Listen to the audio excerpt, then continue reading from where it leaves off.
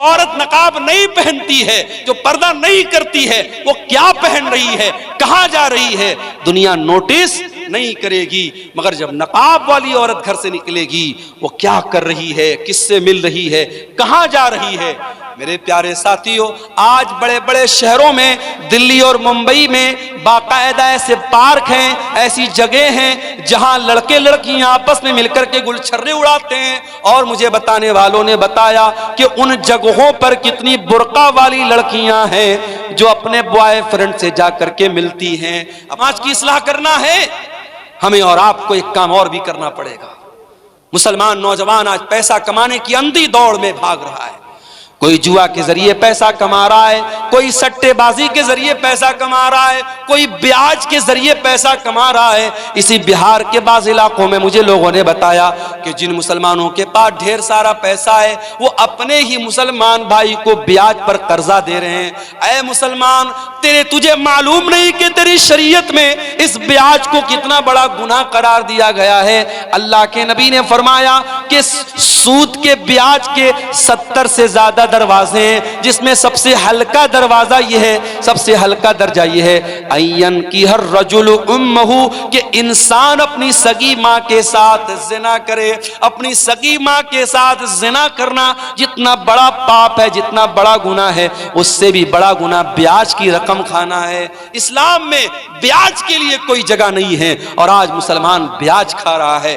कोई बैंक से मिलने वाला इंटरेस्ट खा रहा है, कोई एफडी करा के खा रहा है, कोई अपने ही मुसलमान भाई को ब्याज पर कर्जा देके ब्याज खा रहा है। मेरे प्यारे साथियों, ये ब्याज की रकम तेरे घर में आएगी, तेरी नेकियों को बर्बाद कर देगी, तेरे घर के चैन को बर्बाद कर देगी, तेरे सुकून को बर्बाद कर देगी। अल्लाह के नबी फरमाते हैं, ओ लोगों, कान खोल करके सुन लो, जिस जिस्म की परवरिश हराम कमाई से हो जाए, फन्नारु औला बिही, वो जिस्म जहन्नम की आग में डाला जाएगा। अल्लाह के नबी फरमाते हैं, इन्नल्लाह तय्यिबुन ला यक़बलु इल्ला तय्यिबा, अल्लाह पाक है और पाक चीजों को कबूल करता है, अल्लाह नापाक चीजों को कबूल नहीं करता है।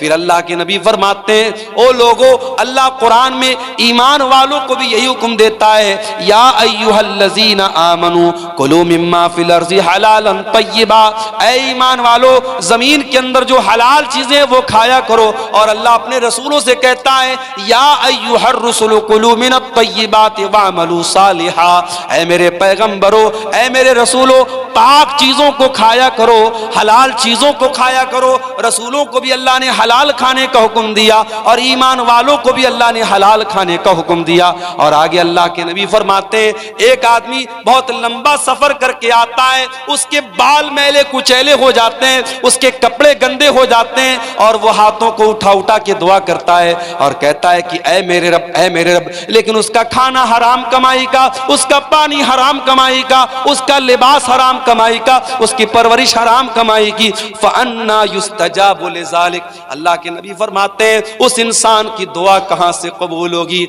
ओ मेरे प्यारे साथियों, आज हर जलसे में दुआ हो रही है, हर प्रोग्राम में दुआ हो रही है, फिर भी जालिम के जुल्म नहीं रुक रहा है, फिर भी हमारी जानो माल पर हमले हो रहे हैं, हमारी मस्जिदों पर हमले हो रहे हैं। कहीं ऐसा तो नहीं कि हमारी हराम खोरी की वजह से हमारी दुआएं कबूल नहीं हो रही हैं।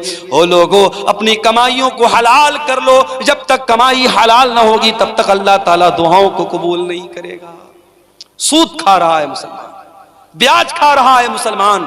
हमारे कितने नौजवान हैं जो ऑनलाइन जुआ खेल रहे हैं, सट्टेबाजी कर रहे हैं, कोई क्रिकेट के मैच पर सट्टा लगा रहा है, कोई एविएटर गेम में पैसे लगा रहा है, कोई शेयर मार्केट में जो हराम शक्लें हैं उनमें पैसा लगा के पैसा कमाना चाहता है। वो लोगों, हलाल तरीके से करोड़ों कमा लो, हराम तरीके से 10 रुपया भी ना कमाना। हराम कमाई आपकी नेकियों को बर्बाद कर देगी। और आगे बढ़िए, समाज की इस्लाह अगर करनी है, अपनी औरतों की भी इस्लाह करना बहुत जरूरी है। ओ मेरी प्यारी माओ बहनों, जिस इस्लाम के अंदर आपको ये हुक्म दिया गया वक़रना फी बुयूतिकुन्ना, ऐ औरतों तुम अपने घर में इज्जत के साथ रहा करो। वला तबर्रजना तबर्रुजल जाहिलियतिल ऊला, और जब तुम घर से निकला करो तो बन संवर करके न निकला करो। ओ मेरी प्यारी माँ बहनों, आप नमाज पढ़ने के लिए घर से निकले, आप जुमा की नमाज पढ़ने के लिए घर से निकले, आप तरावी की नमाज पढ़ने के लिए घर से निकले। अल्लाह के नबी फरमाते हैं अगर कोई औरत घर से नमाज पढ़ने के लिए निकली है और ऐसी खुशबू लगा करके निकली है कि वो खुशबू गैर मर्दों तक पहुंच रही है, अल्लाह के नबी फरमाते हैं कि जब तक वो औरत वापस जा करके वो वाला गुस्ल न करे जो नापाकी की हालत में किया जाता है, जो जनाबत की हालत में किया जाता है, यानी मुकम्मल गुस्ल न कर ले, तब तक उस औरत की नमाज अल्लाह ताला कबूल नहीं करेगा। मेरी प्यारी माँ बहनों, जो इस्लाम आपको नमाज पढ़ने के लिए खुशबू लगा कर आने की इजाजत नहीं देता, वो किसी मेले ठेले में जाने के लिए, किसी बाजार में जाने के लिए, किसी जगह घूमने फिरने के लिए अपने आप को सजा संवार करके।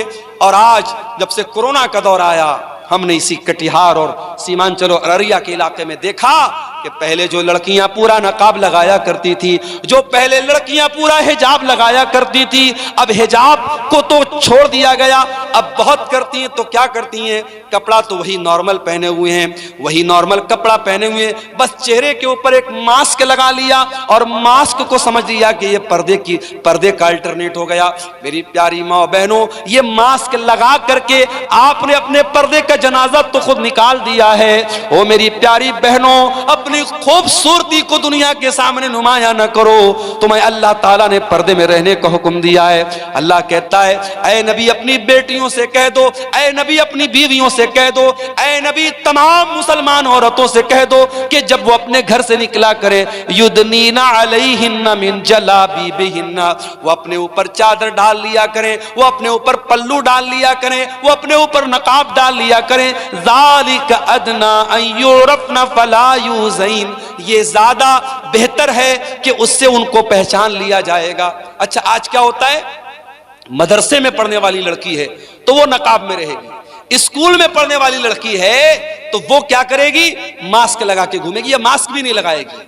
यानी लड़की का कपड़ा बता रही है मदरसे वाली लड़की है ये स्कूल वाली लड़की है। मेरी प्यारी माँ और बहनों, आपकी बेटी कॉलेज में पढ़े, इस्लाम को कोई आपत्ति नहीं है। आपकी लड़की स्कूल में पढ़े, इस्लाम को कोई एतराज नहीं है। आपकी लड़की डॉक्टर बने, अल्लाह और उसके रसूल ने मना न किया है। मगर मेरी प्यारी बहनों, आप कहीं भी जाओ अपनी पहचान को न मिटाना। और मैं ऐसी भी अपनी बहनों को जानता हूं, कॉलेज वो जा रही हैं, सर से पैर तक नकाब में जा रही हैं, अपनी क्लास में अपने टीचर के सामने भी वो नकाब में रहती हैं। मैं ऐसी मुसलमान लड़कियों को भी जानता हूं, उनके कॉलेज में जब डिग्री दी गई, जब गोल्ड मेडल दिया गया और गोल्ड मेडल देने के टाइम उनसे कहा गया कि जब तक आप अपने चेहरे का नकाब नहीं उतारेंगी हम आपको गोल्ड मेडल नहीं देंगे। उस मुसलमान लड़की ने गोल्ड मेडल लेने से इनकार कर दिया, उस लड़की ने डिग्री लेने से इनकार कर दिया, मगर अपने चेहरे को दुनिया के सामने नकाब को खोलना गवारा न किया। ओ मेरी प्यारी बहनों, ऐसी दीनदार बहनों की आज जरूरत है। एक बात बोलूं, सोशल मीडिया पर नकाब का बहुत मजाक उड़ाया जाता है। कभी जाके देखिएगा, नकाब के बारे में बड़े गंदे गंदे कमेंट्स होते हैं सोशल मीडिया पर। जो इस्लाम के दुश्मन हैं वो नकाब का बहुत मजाक उड़ाते हैं।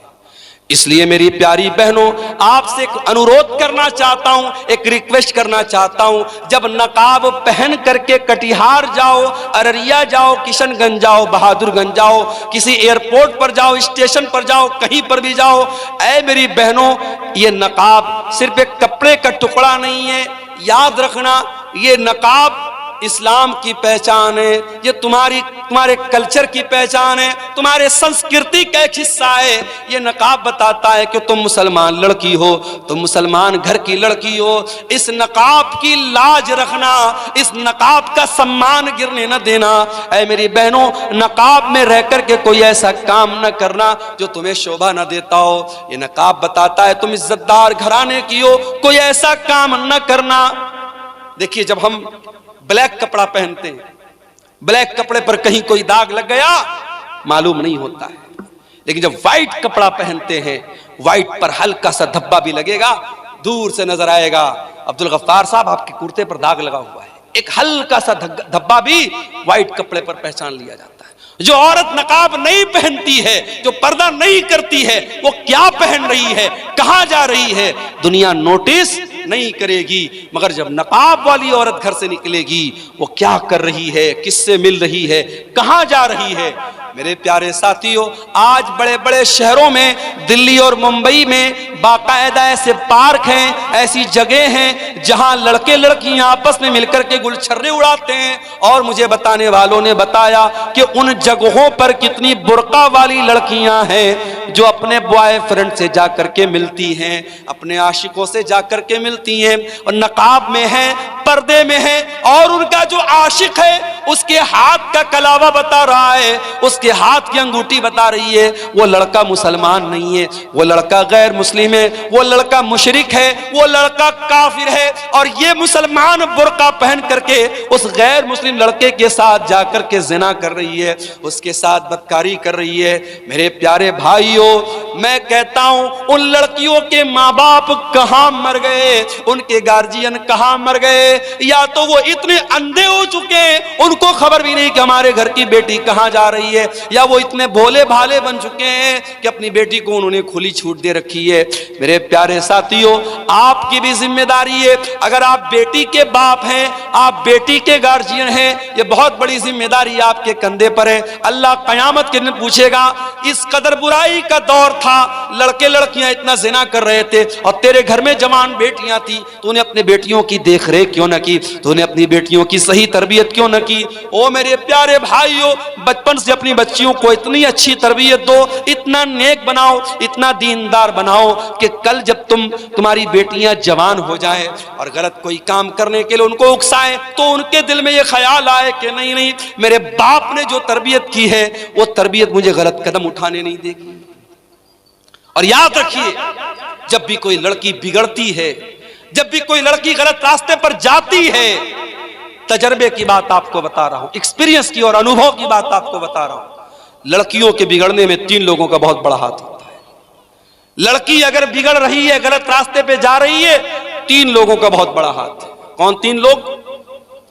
जब हजरत मरियम को बच्चा हुआ, ईसा अलैहिस्सलाम पैदा हुए और मरियम अपने बच्चे को लेकर के कौम के पास पहुंची है, तो कौम के लोगों ने क्या कहा था? या उख्ता हारून मा कान अबूकी इम्रा सौइन व मा कानत उम्मुकी बगिया। ऐ हारून की बहन, मरियम के कोई भाई थे जिनका नाम हारून था, वो भी बहुत नेक इंसान थे। ऐ हारून की बहन, न तो तेरा बाप बुरा इंसान था, न तेरी माँ बदचलन थी। ऐ मरियम, तू ये पाप कहां से लेके आ गई? उलमा ने लिखा है, पता ये चला कि अगर लड़की का भाई अच्छा हो, लड़की की माँ अच्छी हो और लड़की का बाप अच्छा हो, तो लड़की के बिगड़ने के चांसेस बहुत कम होते हैं। अगर लड़कियां बहक रही हैं, इसका मतलब यह हुआ कि भाई गड़बड़ है, या माँ गड़बड़ है, या बाप गड़बड़ है। ये 3 रिश्ते बहुत अहमियत रखते हैं। जिस घर में लड़कों के ताल्लुकात लड़कियों के साथ हो, और जिस घर में बहन ये देखती हो मेरा भाई रातों में लड़कियों से बात करता है और लड़कियों के साथ घूमता फिरता है, उस घर की लड़कियां भी वो काम करने में हिचकेंगी नहीं। मेरे प्यारे साथियों, इसलिए लड़कियों पर चूड़ी टाइट करने से पहले अपने घर के लड़कों पर भी चूड़ी टाइट करो और उनकी भी निगरानी करो और उनको भी गलत काम से रोको। और याद रखो, ज़िनाकारी वो रास्ता है जिस पर से चल के दूसरे लोग हमारे घर तक आ सकते हैं। अल्लाह ने इसीलिए ज़िनाकारी को रास्ता करार दिया है। अल्लाह ने फरमाया, वला तक़रबुज़ ज़िना, ऐ ईमान वालो तुम ज़िना के करीब भी न जाना, इन्नहु काना फ़ाहिशतन, ये बहुत गंदा काम है, वसाअ सबीला, और ये बहुत बुरा रास्ता है। इसी रास्ते पर चल करके कोई तुम्हारे घर की दहलीज तक भी आएगा, कोई तुम्हारे घर की बहू बेटी तक भी आएगा। इसलिए ज़िनाकारी से अपने घर को बचाओ। तो नौजवानों और औरतों से मैं कहना चाहूंगा कि समाज के बिगड़ने और बनाने में आपका बहुत बड़ा किरदार है। इस किरदार को मेरी बहनों, मेरे भाइयों, हमें और आपको समझने की जरूरत है। अब एक आखिरी चीज बयान करके हम बात खत्म करेंगे। सर्दियों का मौसम है, बहुत देर तक आपको बिठाना मुनासिब नहीं है। समाज की इस्लाह अगर हमें और आपको करनी है मेरे प्यारे साथियों, एक काम हमको और करना पड़ेगा। आप जानते हैं, इसी बिहार में स्कूलों और मदरसों में मुझे भाइयों ने बताया कि बड़ी सख्ती हो गई है। पहले टीचर आते थे, कितने बजे आए कितने बजे गए कोई खबर नहीं होती थी। अब ऐप आ गया, अब बाकायदा ऐप पर टीचर स्कूल में आया उसको हाजिरी लगाना है, स्कूल से निकला उसको हाजिरी लगाना है। अगर टीचर स्कूल के बाहर कहीं दूसरी जगह से हाजिरी लगाएगा, ऐप बता देगा कि टीचर साहब स्कूल में नहीं है। अब जाहिर है कि सख्ती बढ़ गई। अब सख्ती बढ़ गई तो अब टीचर को वहां रहना पड़ेगा। और अगर कोई टीचर बगैर छुट्टी लिए स्कूल नहीं आया तो फिर आगे से अधिकारी का फोन आता है कि फला टीचर क्यों नहीं आया। इतनी सख्ती है तो सारे टीचर टाइम से आ रहे हैं, सारे टीचर टाइम से जा रहे हैं। जब सख्ती होती है, या ये कह लीजिए कि जब ये एहसास होता है कि हमें ऊपर वाले को जवाब देना पड़ेगा, इंसान ऑटोमेटिक डिसिप्लिन में आ जाता है। मेरे प्यारे साथियों, हमसे ऊपर और सबसे ऊपर एक जात है और वो अल्लाह की जात है, और वो हर मिनट हर पल हर लम्हा हमको देख रही है। दुनिया वाले हमारी रिकॉर्डिंग करें या न करें, अल्लाह तबारक व तआला हमारे एक एक अमल को रिकॉर्ड कर रहा है। और अल्लाह की रिकॉर्डिंग का सिस्टम इतना मजबूत है कि अल्लाह की रिकॉर्डिंग का कैमरा कभी ऑफ होने वाला नहीं है, वो 24/7 ऑन है। अल्लाह के फरिश्ते हर लम्हा रिकॉर्ड कर रहे हैं। अल्लाह कुरान में कहता है, व इन्ना अलैकुम लहाफिज़ीना किरामन कातिबीना यालमूना मा तफअलून। ऐ मेरे बंदो, तुम्हारे अमाल को हमारे फरिश्ते रिकॉर्ड कर रहे हैं, तुम्हारी एक एक हरकत को वो नोट कर रहे हैं, एक एक चीज को वो नोट कर रहे हैं। और अल्लाह तबारक व तआला खुद हमारे एक एक अमल को देख रहा है। इन्न रब्बका लबिल मिरसाद, अल्लाह निगरानी कर रहा है। अल्लाह तबारक व तआला तुम्हारे एक एक हरकत पर अल्लाह की नजर है। और जब तुम रास्ता चलते हो, जब तुम रास्ते में जाते हो, तुम्हारी आंखें कहाँ जा रही हैं, तुम क्या देख रहे हो, क्या बोल रहे हो, अल्लाह ताला तुम्हारी आंखों के इशारे को भी जानता है। यालमु खाइनतल आयुनि व मा तुख्फिस सुदूर, अल्लाह ताला तुम्हारी आंखों की चोरी को भी जानता है और तुम्हारे दिल में क्या छुपा अल्लाह वो भी जानता है। इसलिए मेरे प्यारे साथियों, अगर अल्लाह के सामने खड़े होने का डर नहीं पैदा होगा, अल्लाह के सामने जवाब देने का डर पैदा नहीं होगा, ये करप्शन नहीं रुक सकता, ये भ्रष्टाचार नहीं रुक सकता, ये बुराई नहीं रुक सकती। आज बिहार में बीपीएससी की परीक्षा हुई और उसके बाद पेपर लीक होने की खबर आई। आज पटना में तमाम स्टूडेंट धरने पर बैठे हुए। क्यों ये हो रहा है? ये बार बार परीक्षाएं क्यों लीक हो रही हैं? ये भ्रष्टाचार क्यों हो रहा है? क्योंकि 4 पैसों के लिए आज इंसान लालच में पड़ जाता है और ये नहीं सोचता है कि मेरे इस भ्रष्टाचार से लाखों स्टूडेंट्स का और लाखों लोगों के मुस्तकबिल का जो है उसके ऊपर सवालिया निशान लग सकता है। मेरे प्यारे साथियों, अगर भ्रष्टाचार को रोकना है, अगर करप्शन को रोकना है, अगर चोरी को रोकना है, अगर गुंडागर्दी को रोकना है, अगर हरामखोरी को रोकना है, तो हमें और आपको अपने दिल में आखिरत का डर और अल्लाह के सामने जवाबदेही का डर हमें अपने अंदर पैदा करने की जरूरत है। मेरे प्यारे साथियों, ये प्रोग्राम इस इलाके के मदरसे का प्रोग्राम हो रहा है। मैं आपसे यह भी अपील करूंगा कि इस तरीके के प्रोग्राम जब होते हैं और आपसे बार बार ये अपील की जाती है कि आप इस इदारे को चंदा दें, दान दें, ताउन करें, तो आप ये मत समझिए कि हमारी जेब ढीली करने के लिए कहा जा रहा है, बल्कि ये भी आपको एक तरीके से मौका दिया जा रहा है कि आओ अपने नाम-ए-आमाल में कुछ नेकियों को बढ़ा लो, अपनी आखिरत की कुछ तैयारी कर लो, अपने आप को जहन्नम की आग से बचा लो। अल्लाह के नबी फरमाते हैं, इत्तकुन्नार वलो बिशिक्कि तमरा, जहन्नम की आग से अपने आप को बचाओ। अल्लाह की राह में एक खजूर का टुकड़ा देकर के भी अगर तुम जहन्नम की आग से अपने आप को बचा सकते हो तो बचा लो। मेरे प्यारे साथियों, इस तरीके के प्रोग्राम जहां इदारों के ताउन के लिए आपको बुलाया जाए, आप इसको एक फॉर्मेलिटी का हिस्सा ना समझें, एक औपचारिकता ना समझें, बल्कि आप ये समझें कि हमारी आखिरत को बनाने के लिए ये प्रोग्राम किया जा रहा है। और मेरे प्यारे साथियों, आखिर में मैं यही कहूंगा कि हम सब जब तक अपने अंदर आखिरत का डर पैदा नहीं करेंगे, अल्लाह के सामने जवाबदेही का एहसास हम पैदा नहीं करेंगे, हालात नहीं बदल सकते हैं, समाज नहीं सुधर सकता है। अल्लाह ताला हम सबको इसकी तौफीक अता फरमाए। ये 1-2 सवालात आए हैं, इनका जवाब दे के हम बात खत्म करते हैं। कब्रिस्तान की जमीन में जनाजे की नमाज होगी या नहीं? अगर वो जगह कब्रिस्तान के लिए खास है, अगर वो जगह कब्रिस्तान के लिए खास है, लेकिन जहां पे आप नमाज पढ़ रहे वहां पे कोई कब्र नहीं है, तब तो नमाज हो जाएगी। लेकिन अगर जहां पे आप जनाजे की नमाज पढ़ रहे वहां पर कब्रें हैं, कब्रों के बीच में आप जनाजे की नमाज पढ़ रहे या कब्र के ऊपर खड़े होकर पढ़ रहे हैं, तो ये फिर मुनासिब नहीं है। इसलिए कि कब्र के ऊपर खड़े होकर के नमाज पढ़ने से या कब्रस्तान पर नमाज पढ़ने से अल्लाह के रसूल सल्लल्लाहु अलैहि वसल्लम ने मना किया है। अल्लाह के नबी मर्द और औरत की जनाजे की नमाज अलग अलग जगह पढ़ाते थे या नहीं? ऐसी कोई दलील नहीं है। ऐसी कोई दलील नहीं है कि मर्द के जनाजे की नमाज अलग जगह पढ़ाते थे, औरत के जनाजे की नमाज अलग जगह पढ़ाते थे। हाँ, जब जनाजा आता था, अगर मर्द का जनाजा होता था तो अल्लाह के नबी सर के पास खड़े होते थे, अगर औरत का जनाजा होता था तो बीच में उसकी कमर के पास खड़े होते थे।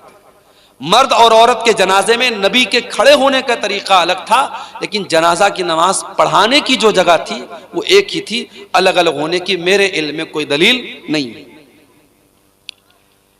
दूसरों की जमीन में नमाज पढ़ना बिना पूछे कैसा है? देखिए, अगर आप किसी के मकान में आपने नमाज पढ़ लिया तो नमाज तो कबूल हो जाएगी, लेकिन यह होता है कि अगर किसी के घर में आप नमाज पढ़ रहे हैं तो उसकी इजाजत होनी चाहिए। लेकिन अगर यह मालूम है कि भाई वो इजाजत नहीं देगा तो नहीं पढ़ना चाहिए, लेकिन अगर आप पढ़ लें तो नमाज हो जाएगी। हाँ, किसी की जमीन पर नाजायज कब्जा करके अगर आप उसमें नमाज पढ़ें तो उसके बारे में उलमा का इख्तलाफ है कि अगर बेईमानी की ज़मीन है, नाजायज़ कब्जा करके कोई ज़मीन हमने एक्वायर की है, उस पर हम नमाज पढ़ते हैं तो नमाज होगी कि नहीं? तो बहुत सारे उलमा का कहना है कि नमाज तो हो जाएगी मगर गुनाह हो, इंसान गुनहगार होगा क्योंकि वो ज़मीन नाजायज़ है। और बहुत सारे उलमा का कहना है कि नमाज नहीं होगी। तो वो एक इख्तलाफी मसला है, लेकिन बहरहाल किसी दूसरे की ज़मीन पर आप बगैर पूछे भी नमाज पढ़ सकते हैं, लेकिन पूछ के पढ़ा जाए तो ज़्यादा बेहतर है। किस्तों पर कुछ भी खरीदना कैसा है? बहुत अहम सवाल है। आज के ज़माने में किस्तों पर बहुत सारी चीज़ें खरीदी जा रही हैं। एक सामान 10,000 रुपये का है, मान लीजिए कि मोबाइल 10,000 रुपये का है, आपने किस्त पर खरीदा, मोबाइल वाले ने कहा कि हम ये 12,000 का आपको देंगे। अब 2,000 रुपया वो ज़्यादा ले रहा है और वो साफ बता रहा है कि आप कैश लेंगे तो हम 10,000 का देंगे और किस्तों में लेंगे, उधार लेंगे तो 12,000 का देंगे। तो ये जायज़ है, इसमें कोई हरज की बात नहीं है। लेकिन आज हमारे यहां जितने भी किस्तों पर सामान लिया और दिया जाता है, ये बैंक के थ्रू लिया जाता है। दुकानदार आपको नहीं देता है, वो बजाज फाइनेंस के जरिए, HDFC के जरिए या किसी बैंक के जरिए लोन पास करता है और वो बैंक से पूरा पैसा ले लेता है। बैंक आपको कर्जा दे रहा है और जब बैंक आपको कर्जा दे रहा है तो बैंक से आपने सामान नहीं खरीदा है, बैंक से आपने कर्जा लिया है। और कर्जे में आप जब बैंक को प्रॉफिट दे रहे हैं तो बात याद रखिए कि कर्जे पर प्रॉफिट लेना भी हराम है और प्रॉफिट देना भी हराम है। इसको बहुत साफ तरीके से समझ लीजिए। सामान में उधार की और नगद की कीमत अलग हो सकती है, लेकिन आप किसी से कर्जा लेंगे तो उसमें अगर कम ज्यादा रहेगा तो वो गुनाह का काम है। और आज जितनी भी फाइनेंस की स्कीम है सब बैंक के थ्रू होती है और वो दुकानदार बैंक से पूरा पैसा लेता है और बैंक आपको उधार दे रहा है। तो इसलिए ये शक्ल सही नहीं है, ये जायज नहीं है। दूसरी बात ये कि बास इंटरेस्ट कहते हैं 0% इंटरेस्ट, कहते हैं साहब जितने का सामान उतना ही पैसा आपको देना है, एक्स्ट्रा नहीं देना है, मगर उसमें कुछ ढके छुपे कुछ खर्चे रहते हैं। जैसे प्रोसेसिंग चार्ज रहता है, 10,000 का आप मोबाइल लेंगे, 1,000 रुपया प्रोसेसिंग चार्ज लगेगा। उसके बाद अगर आपने महीने की पहली तारीख को EMI पे नहीं की, एक दिन गुजर गया फौरन 100 रुपया पेनाल्टी लग जाएगी। 10 दिन गुजर गया 1,000 रुपया पेनाल्टी लग जाएगी। तो ये जो पेनाल्टी लग रही है ये भी सूद की एक शक्ल है, जायज नहीं है। इसलिए हमारे यहाँ जो फाइनेंस का जो सिस्टम है ये बहुत ही खतरनाक है शरीयत के एतबार से और इसमें सूद की शक्ल मौजूद है। हमें और आपको इसको अवॉइड ही करना चाहिए, इससे परहेज ही करना चाहिए। ये बिल्कुल भी मुनासिब नहीं है, क्योंकि सूद का लेना भी हराम है और सूद का देना भी हराम है। औरत को नौकरी करना चाहिए या नहीं, सरकारी हो या गैर सरकारी? औरत नौकरी कर सकती है, शर्त यह है कि वो पर्दे में रह के नौकरी करे और उसकी नौकरी में गैर मर्दों के साथ इंटरेक्शन उसका ना हो। अगर उसको गैर मर्दों के सामने जाके खड़े होना पड़ रहा है, उनके साथ तन्हाई इख्तियार करना पड़ रहा है, गैर मर्दों के साथ अकेले में मिलना पड़ रहा है, तो फिर ऐसी नौकरी औरत को नहीं करना चाहिए। इसलिए कि जब कोई औरत किसी गैर मर्द के साथ तन्हाई में मिलेगी तो अल्लाह के नबी फरमाते तीसरा वहां शैतान होगा और वो शैतान अपना काम करेगा। आज बहुत सारे ऑफिसेज में औरतें काम करती हैं सेक्रेटरी के तौर पे और बॉस की नौकरी करती हैं और उसके बाद बहुत सारे उनके साथ मामलात पेश आते हैं। तो शरीयत में अगर पर्दे के साथ और इज्जत और शराफत के साथ अगर कोई नौकरी औरत को मिल रही है तो वो कर सकती है, लेकिन ये भी याद रखिए कि नौकरी करना ये औरत का काम नहीं है, औरत की ड्यूटी नहीं है। कमा करके लाना मर्द की ड्यूटी है।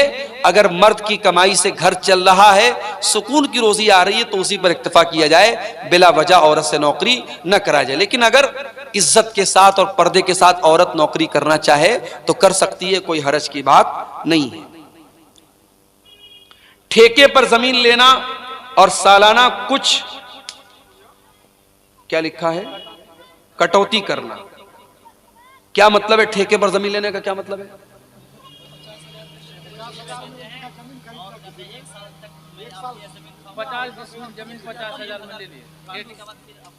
नहीं, ये गलत शक्ल है ना। देखिए सीधी सी बात है, आपकी जमीन है, मैं पैसा देकर के जमीन ले रहा हूं, तब तो ठीक है।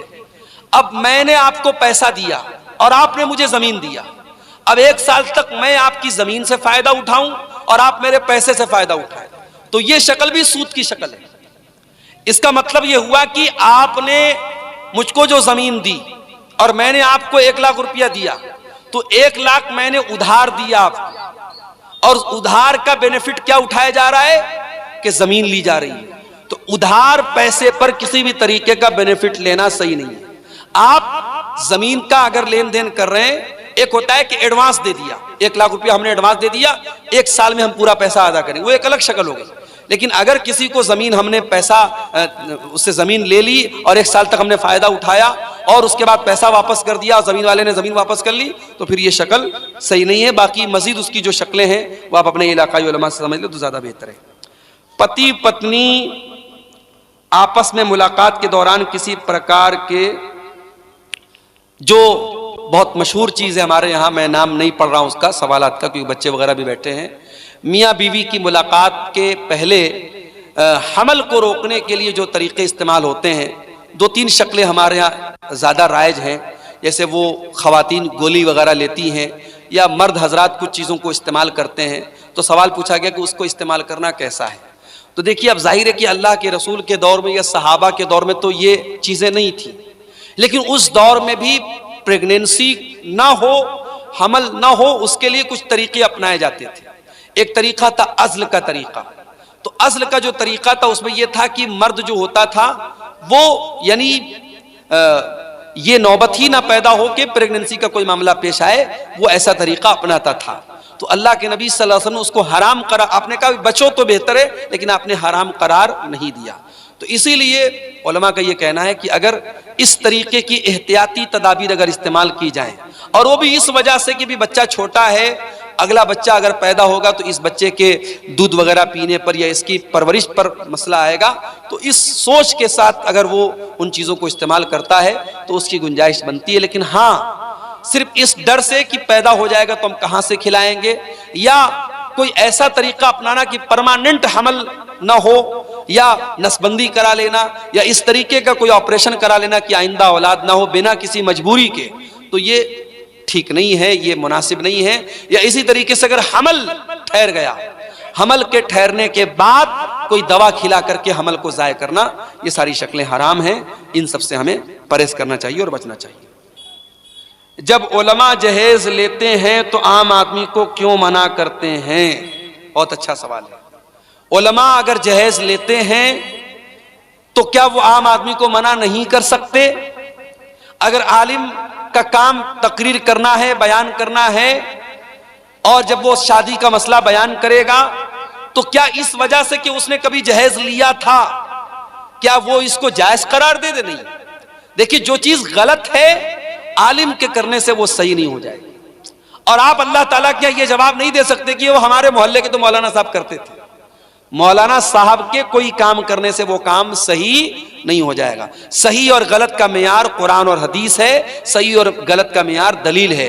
अगर दलील की रोशनी में जहेज लेना गलत है, जहेज का लेन देन गलत है तो गलत है। अगर आलिम ने लिया है, आलिम अल्लाह ताला क्या उसका हिसाब देगा। अब सवाल ये कि आलिम क्यों मना करते हैं, तो आप क्या चाहते हैं कि एक तो उसने लिया है, एक गलत काम किया, आप मना भी ना करे, दूसरा गलत काम करे, तो डबल गलत काम उससे मत करवाइए। अगर कोई ले रहा है, दे रहा है, तो वो गलत है और उसके लेने देने की वजह से वो सही नहीं हो जाएगा। मौलाना साहब, अगर हम लड़कियां रुखसत की हालत में रहते हैं तो कुरान अम्पारा छूकर पढ़ सकते हैं, तो नहीं तो दूसरी किताब में वही सूरत और आयत रहती तो उसको क्यों छूते हैं? देखिए, बहुत अच्छा सवाल है कि जब औरतें पीरियड में हो, तो अब एक सवाल यह है कि पीरियड की हालत में औरत कुरान को छू सकती है या नहीं। एक मसला यह कि कुरान को छू सकती है या नहीं, और एक मसला है कि कोई किताब है, कोई रिसाला है, कोई मैगजीन है, उसमें कुरान लिखा हुआ है, उसमें आयत लिखी हुई, उसको छू सकती है कि नहीं। तो देखिए, जो हुक्म कुरान का है वही हुक्म उस मैगजीन और रिसाले का नहीं हो सकता है।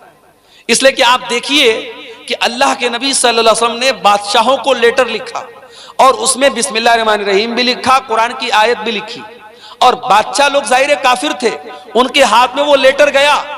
इसका मतलब कि एक जरूरत के तहत वो लेटर उनको दिया गया। तो औरत अगर कुरान को छू रही है और किसी किताब को छू रही है, दोनों बराबर नहीं है, एक बात। दूसरी बात यह कि पीरियड की हालत में औरत अगर दस्ताने के जरिए या दुपट्टे के जरिए कुरान को छुए तो बेहतर है, डायरेक्ट ना छुए। लेकिन अगर मोबाइल वगैरह में कुरान पढ़ना चाहे तो पढ़ सकती है, या बगैर छुए पढ़ना चाहे तो पढ़ सकती है। कोई औरत कुरान की हाफिजा है, अगर पीरियड में वो कुरान पढ़ रही, कोई हर्ज की बात नहीं, पढ़ना मना नहीं है।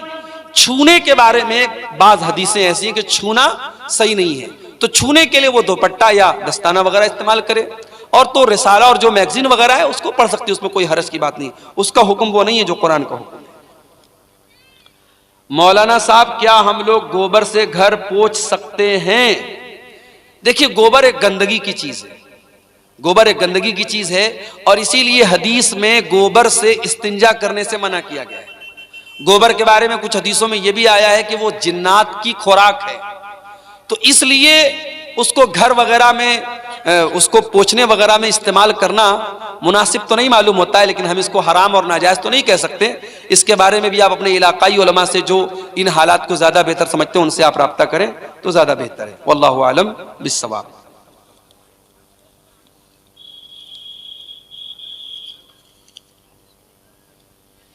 ये किसी भाई ने 2000 रुपये का चंदा पेश किया है मदरसे के लिए, अल्लाह ताला उसके इस चंदे को कबूल फरमाए, और जो भी हमारे भाइयों ने इस कार्य खैर में हिस्सा लिया है, अल्लाह सबकी नेकियों को कबूल फरमाए।